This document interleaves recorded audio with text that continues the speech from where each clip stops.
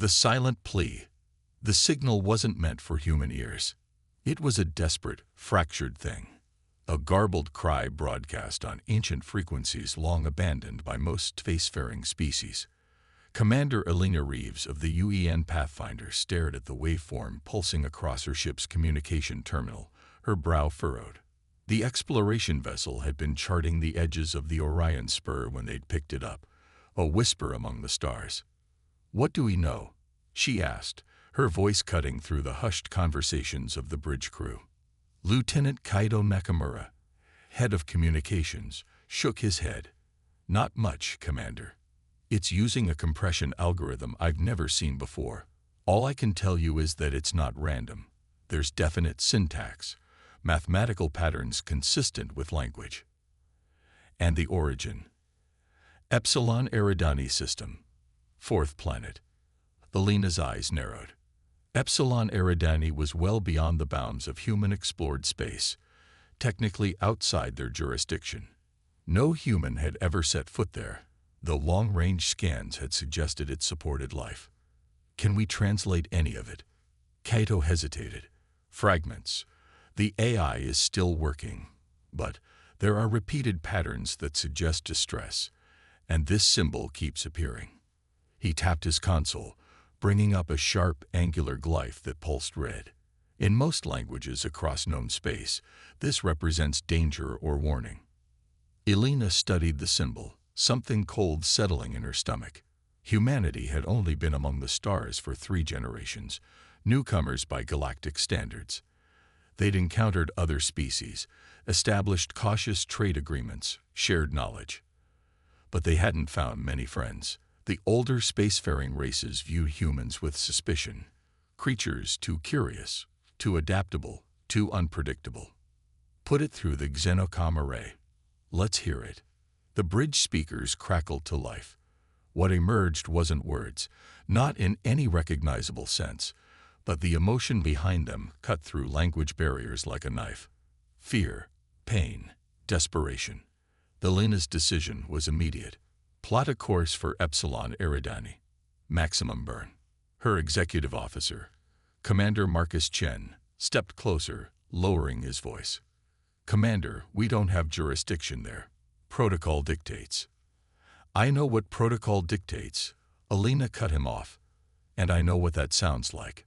She gestured toward the speakers. "That's not a greeting or a warning. That's a scream." The Pathfinder altered course, its powerful engines flaring as it abandoned its planned route and surged toward the source of the distress call. During the journey, Kaido worked tirelessly with the ship's AI to decode more of the message.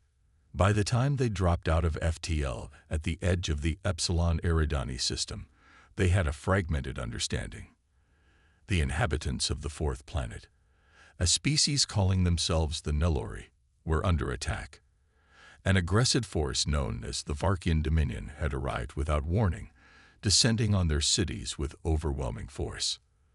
The Nelori were peaceful, their civilization built around art, philosophy, and the study of the natural world. They had no weapons, no armies, no concept of war. They were being slaughtered. The Pathfinder sensors painted a grim picture as they approached. The once verdant world was scared with fire, vast columns of smoke rising from its surface. In orbit, angular warships prowled like predators, their hulls bristling with weapons, scattered debris, the remains of primitive Nelori satellites and orbital habitats, drifted silently through space. "They haven't noticed us yet," Marcus reported. "Our signature is masked by the system's outer gas giant." Elena's hands tightened on the arms of her command chair. The Pathfinder was an exploration vessel, not a warship. Its defenses were designed for asteroid fields and solar flares, not military engagement. They were outnumbered, outgunned, and far from backup. "Send a tight beam transmission to Earth Command. Full situation report. Request immediate assistance." Earth was days away, even at maximum FTL. If they waited for a response, there might be nothing left to save. And then, Marcus asked quietly. Elena's expression hardened. "Then we get closer. We gather intelligence. We see what we're dealing with. Over the next 12 hours, the Pathfinder used its advanced stealth systems to conduct a thorough reconnaissance of the embattled planet. The picture that emerged was devastating. The Varkians, reptilian, heavily armored beings, had established processing camps across the planet's surface. The Nilori, delicate beings with iridescent skin and 4 graceful limbs, were being rounded up, categorized, and loaded onto transport ships. It wasn't just conquest, it was harvesting. Elena's report to Earth Command was thorough, detailing everything they'd observed. She ended with a personal note. These people called for help. Not to us specifically. They didn't even know we existed. But we heard them. And I cannot in good conscience turn away. The response, when it finally came, stunned her. Earth Command was dispatching a battle group. 7 warships, state-of-the-art, with a full complement of Marines and ground assault vehicles. Not in weeks or months, but immediately. They had already been en route for 6 hours. The message was signed by Fleet Admiral Harrison himself. The Pathfinder is not to engage directly. Observe, gather intelligence, and prepare for our arrival. You've done well, Commander Reeves. Now let the thunder come. For 3 days, the Pathfinder maintained its silent vigil, documenting Varkian movements and identifying the locations of major Nilori population centers. The Varkians continued their methodical operation, seemingly oblivious to the human presence. Their complacency would cost them dearly. The UEN battle group arrived with a crack of displaced space, 7 warships materializing in tight formation. At their center was the dreadnought Thunderchild, a vessel that represented the pinnacle of human military technology. Unlike the angular, utilitarian designs of the Varkian ships, the human vessels were sleek and predatory, their hulls gleaming under the light of Epsilon Eridani. The Varkian response was immediate and arrogant. A transmission burst across all frequencies. Unidentified vessels. This territory has been claimed by the Varkian Dominion. Depart immediately or be destroyed. Admiral Katya Volkov of the Thunderchild responded with cold precision. This is Admiral Volkov of the United Earth Navy. We have received a distress signal from the Nilori people. We are here to render assistance. Your forces will cease operations and withdraw from this system immediately. The Varkian commander's laugh was a harsh, grating sound. Humans? You're a non-factor species. This isn't your concern. The Nilori are our rightful harvest. Leave now, or we will add your ships to our collection. Admiral Volkov's reply was simple. No. What followed was called many things in the years to come. The Battle of Epsilon Eridani. First Contact War. The Liberation. But among the Marines who fought there, it had another name. Thunderstorm. The human ships didn't rely on fancy formations or elaborate maneuvers. They simply accelerated to combat speed and plunged straight into the heart of the Varkian fleet, guns blazing. The Varkians, accustomed to dominating less advanced species, were caught completely off guard by the ferocity of the assault. 3 Varkian cruisers were destroyed in the opening salvo. The remainder scattered, trying to regroup, but the human vessels gave them no quarter. The Thunderchild's main cannons tore through Varkian shields as if they were tissue paper, while smaller human vessels darted between the larger enemy ships, delivering precision strikes to engines and weapon systems. While the space battle raged, drop ships detached from the human fleet, burning through the atmosphere toward the largest Varkian processing centers. Inside these vessels, men and women in powered combat armor checked their weapons and prepared for ground assault.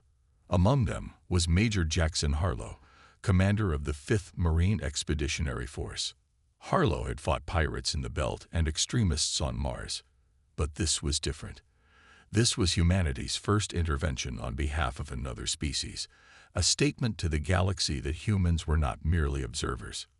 Remember, he told his troops as their drop ship plummeted toward the surface, we're not just fighting for the Nilori, we're fighting for what humanity stands for.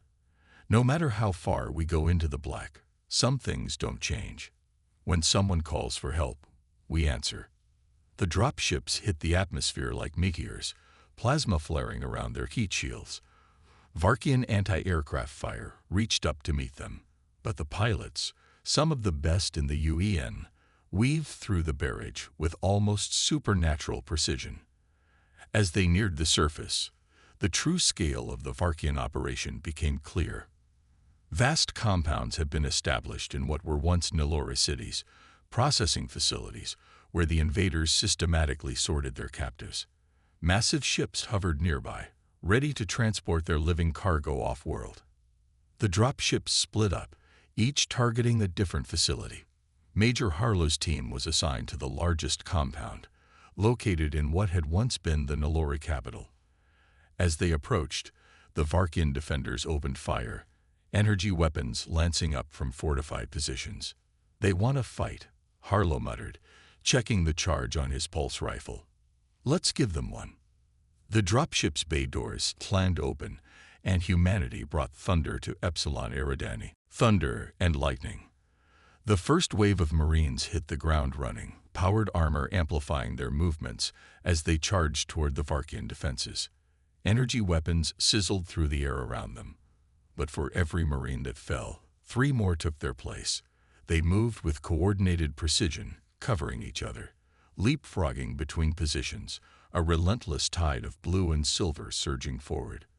Major Harlow led from the front, his armor systems feeding him real-time data on enemy positions, structural weaknesses, and team deployments. The Varkians were formidable, heavily armored, well-equipped, and fighting from prepared positions, but they had never faced humans before. They're falling back to the main processing center. Lieutenant Rodriguez shouted over the tactical net. They're using some kind of energy shield. Harlow could see it now, a shimmering barrier of light protecting the central facility. Behind it, Varkian troops were regrouping, bringing up heavier weapons. Through the translucent shield, dark shapes moved frantically. The Nilora prisoners. "Engineering team. Analysis." Harlow barked. Sergeant Wei's voice came back immediately. "It's a standard particle barrier, Major, similar to what we use on our orbital platforms. Strong, but not impenetrable. The emitters are probably inside, where we can't get to them." Harlow finished. "Wonderful." He scanned the battlefield, mind racing. A frontal assault would be costly, possibly too costly. But there had to be another way in. "Sir," a young Marine called out, pointing upward, "look at the shield pattern." Harlow followed the Marine's gesture. The shield wasn't a perfect dome. It flickered slightly near the top, where it interfaced with the facility's ventilation system. A weakness. "Nice catch, Private. Rodriguez, get me a sniper team." "Why, I need your engineers to rig something that can overload that shield generator once we're inside." The plan came together quickly, while the main force maintained pressure on the front entrance. Drawing the Varkians' attention, a smaller team would insert through the ventilation system. Once inside, they would disable the shield generators, allowing the full might of the Marine force to enter. Harlow decided to lead the infiltration team himself. 6 Marines, all volunteers, would accompany him.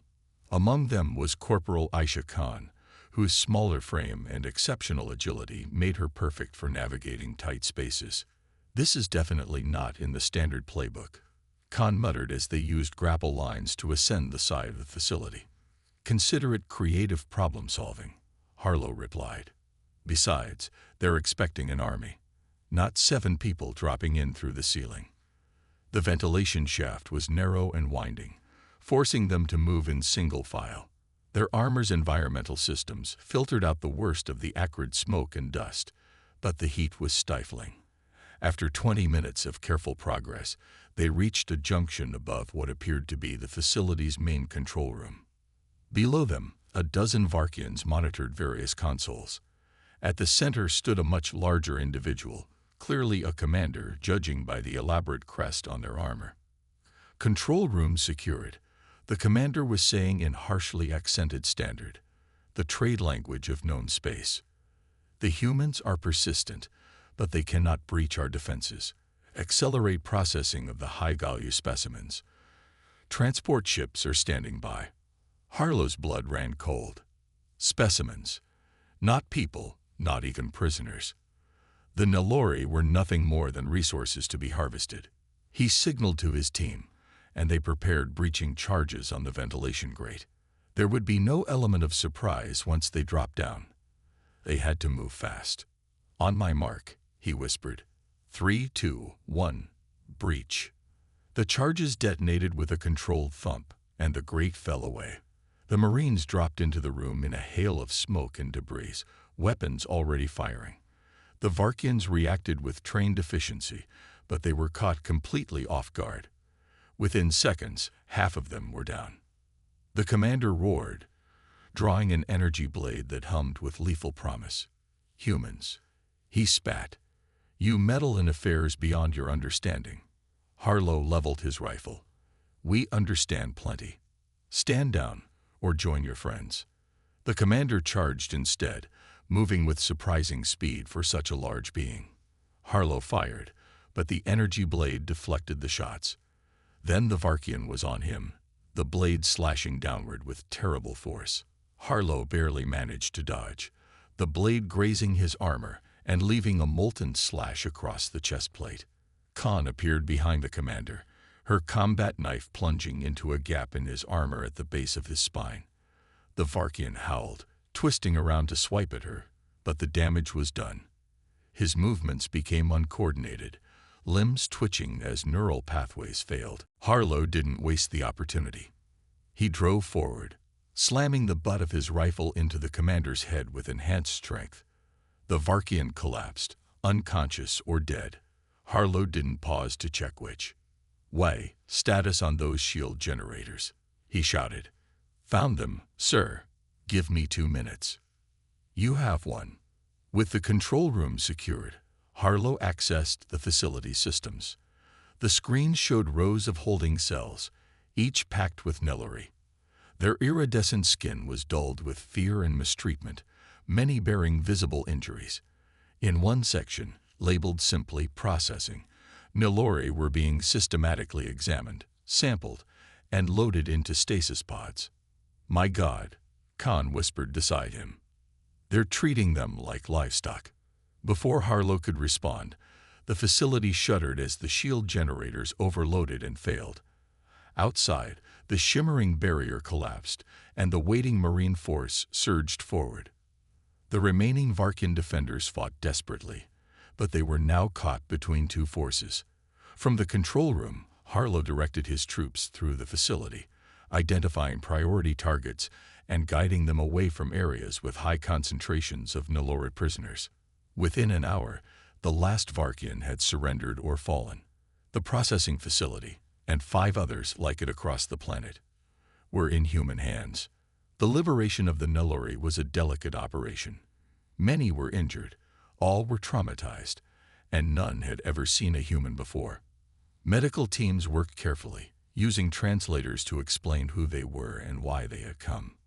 "We heard your call," a medic told a group of bewildered Nellori. "We came to help. You're safe now." One elderly Nellori, their skin bearing the complex patterns that indicated advanced age, approached Major Harlow as he supervised the evacuation of the facility. "You came from beyond the stars," they said through a translator. "Why? We have nothing to offer you. No resources you couldn't find elsewhere, no technology you don't already possess." Harlow removed his helmet, letting the Nellori see his face. "You asked for help," he said simply. That was enough. The Nellori studied him with multifaceted eyes that reflected the light like opals. The Varkians said no one would come, that the galaxy had no place for the weak. "The Varkians were wrong," Harlow replied. "And they're learning that now." In orbit, the battle had been decisive. The Varkian fleet lay in ruins, those ships not destroyed having fled the system. Admiral Volkov had ordered pursuit of the retreating vessels, determined that none would escape to warn the wider Dominion. Over the next weeks, as more human ships arrived to secure the system, the full extent of the Varkian operation became clear. The Nellori weren't being taken for labor or territory. They were being harvested for a unique biochemical compound in their neural tissue, a substance the Varkians used to enhance their own cognitive abilities. The revelation sent shockwaves through human command. This wasn't just invasion, it was industrialized predation. The decision was made at the highest levels. Humanity would stand with the Nellori. Engineers and scientists would help rebuild their cities. Military forces would remain to protect the system, and diplomatic teams would reach out to other species who might have suffered similar fates. The Varkian Dominion, when it eventually responded, was outrage. They demanded the return of their property and threatened retaliation. Earth's response was a simple transmission of the battle footage from Epsilon Eridani, along with a message. This is what happens when you harvest thinking beings. We'll be watching. No Varkian ship entered the system again. 3 months after the liberation, a formal ceremony was held in the rebuilt central plaza of the Nellori capital. Representatives from Earth stood alongside Nellori leaders as a monument was unveiled, a simple obelisk bearing inscriptions in both human and Nellori languages. It read, "To those who answered when we called. From strangers to saviors, the stars remember." Major Harlow, now serving as military liaison to the Nellori, watched the ceremony from the sidelines. Beside him, Corporal Khan, promoted to sergeant after the battle, gazed up at the monument. "Do you think they understand?" she asked quietly. "What this means for humanity?" Harlow nodded slowly. "I think they're beginning to. And so is the rest of the galaxy." The human intervention at Epsilon Eridani had changed everything. Other species, long intimidated by powers like the Varkian Dominion, watched with growing interest. Whispers spread through the depths of space. The humans were different. They fought for others, not just themselves. They answered calls that weren't even meant for them. More distress signals found their way to human receivers in the months that followed. Some by accident, others deliberately. Each time, humanity responded, not as conquerors, not as saviors, but as what they had always been, the ones who heard a cry in the darkness and could not turn away. The galaxy was beginning to learn what the Varkians had discovered at terrible cost. When the weak call for help, humanity answers with thunder and lightning. And the storm was just beginning.